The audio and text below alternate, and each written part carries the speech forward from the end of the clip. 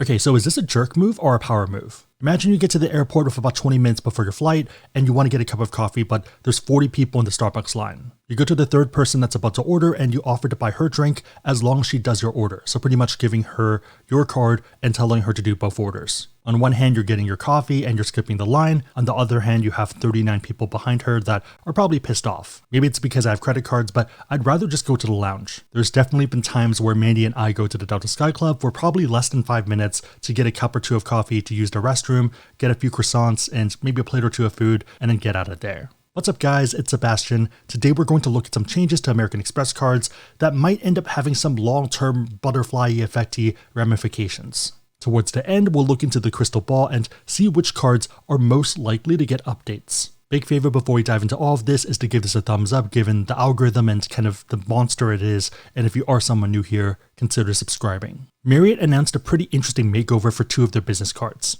I think a lot of these changes are going to have ramifications for cards like the Platinum, as well as maybe a launch of a new card. Just a lot of little breadcrumbs. Number one, for these business cards, they're going to get Bonvoy Gold status. This generally helps with upgrades to higher level rooms and maybe a better view. Do not expect upgrades to suites, maybe if you get very lucky if it's oversold, but it's not normal with gold status. I guess the other tangible benefits are going to be late checkout, faster internet for free, as well as either a welcome gift or some other perk. We'll come back to this, but I think there is a lot going on in the background. Number two, you're going to get a 7% discount on standard room rates when you book directly. This seems pretty solid to me, especially if you were going to book anyways. I'd probably still shop around to make sure you're getting the best rate, but doesn't seem bad at all. Number three, you're now going to get 4x on dining worldwide. I'd say that this one sounds fine on the surface, but the fact that you have other cards out there like the gold card that get you 4x back as well, and you earn MR points instead, I feel like that's a bit better. So with MR points, you have a lot more optionality. You don't have to transfer to Bonvoy. You can transfer to other airline programs. Reminder that these are perks being added to what already existed on the card. So you still have the prior multipliers. You also have the 35,000 point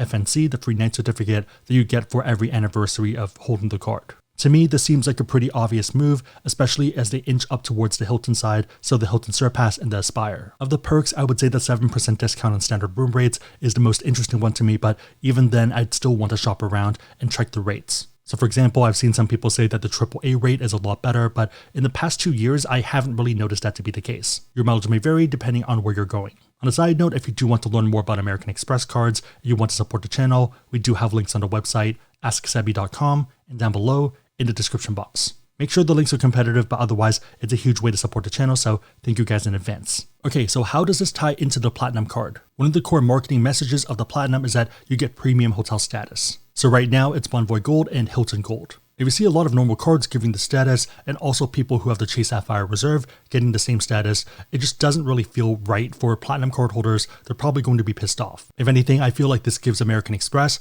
leverage to push back on Bonvoy to ask for higher status. Not really ideal to everyone, but they could give status to people who spend a lot of money on the card. So for example, incidentally starting in 2023, if you have the Platinum and Business Platinum, you're going to be charged for guests to go into the lounge.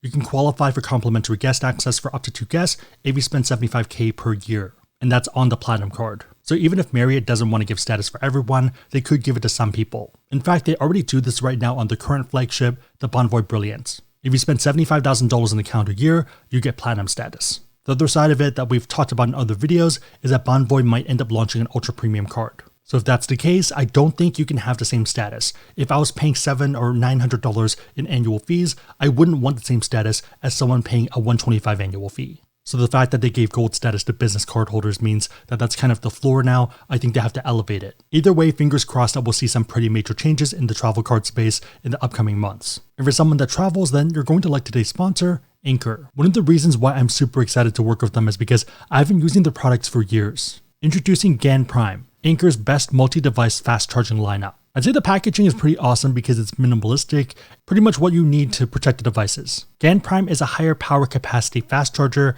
that's ultra compact and portable. By using an innovative interlocking structure and stacking architecture, they were able to reduce the size of the charger by 53% and also lower the operating temperature by as much as 18 degrees Celsius. If you're someone like me that has a crap ton of devices, especially when they travel, then this is going to be super useful. The technology means that you can fast charge these higher wattage devices at the same time. So whether that's a computer, a phone, or a tablet. If you are someone worried about overheating and damage to your devices, that's exactly why they built ActiveShield 2.0. So this intelligently monitors the temperatures and ends up adjusting the power output to safeguard your connected devices. If you have multiple devices and each one has different requirements in order to hit the fast charging, they have something for that too. So Power IQ 4.0 automatically detects the power requirements of each device and dynamically distributes the output to make sure that they all hit the fast charging mark. And it just increases energy efficiency. The fact that they have a multi-port design also means that you need less devices. And in fact, you have less e-waste powering a greener world. If you want to check out Anchor, I'll put a link down below in the description box. And thank you again, Anchor, for sponsoring today's video. If you're someone that's not into travel, then we're seeing some pretty interesting changes to American Express cashback cards.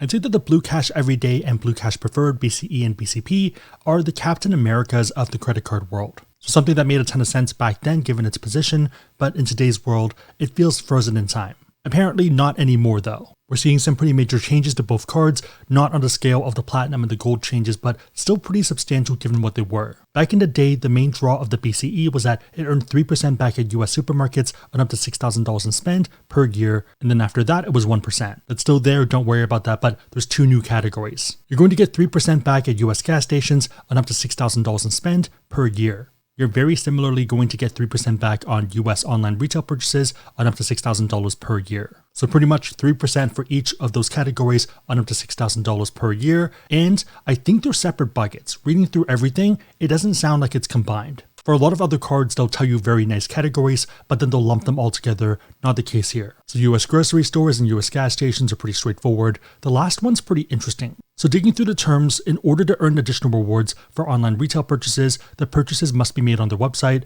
or digital application. These need to be from US retail merchants that sell physical goods or merchandise directly to consumers. The following are not considered retail purchases. So restaurants, supermarkets, gasoline, automotive dealers, travel, entertainment, and other services. Also note that orders that are made online but paid for in store will not count. Although this is a pretty logical stance today, it's a drastic change to how American Express perceived retail purchases in the past.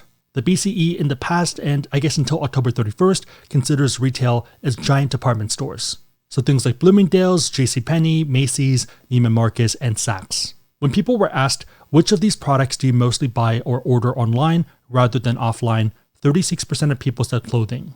So of all the categories, clothing was what people felt most comfortable ordering online. I think this is a huge win because it means that you're not just limited to these department stores. For me at least, I end up getting most of my stuff at either Ministry of Supply or Lululemon. Not sponsored by either one, by the way, in case you're wondering. Lululemon makes great pants, so ABC as well as commission ones. One other really cool thing that I'm oddly excited by because I found this out recently is that they're pretty much buy it for life pants. I usually end up getting holes towards the groin area, not really sure why, but they'll actually fix this. Maybe a little bit patchy, but it seems fine. Yeah, not bad at all, and I'd rather not have a hole in my pants. If you have a gigantic hole in your pants, so let's say you can fist your arm through it for whatever reason, then they'll generally just give you a new pair. So that was this pair. And I guess they charge it as just a messed up thing, not really sure what it is. I'd happily pay more money for better quality and also better assurances. Okay, so on top of this, they're also adding 2 credits. One I feel like is kind of wishy-washy and not that great, but the other one's pretty solid. So the first one is the Disney bundle where you're getting $7 back for spending $13.99 each month. So in total, that's up to $84 back. Reminder that you do need to enroll in this, so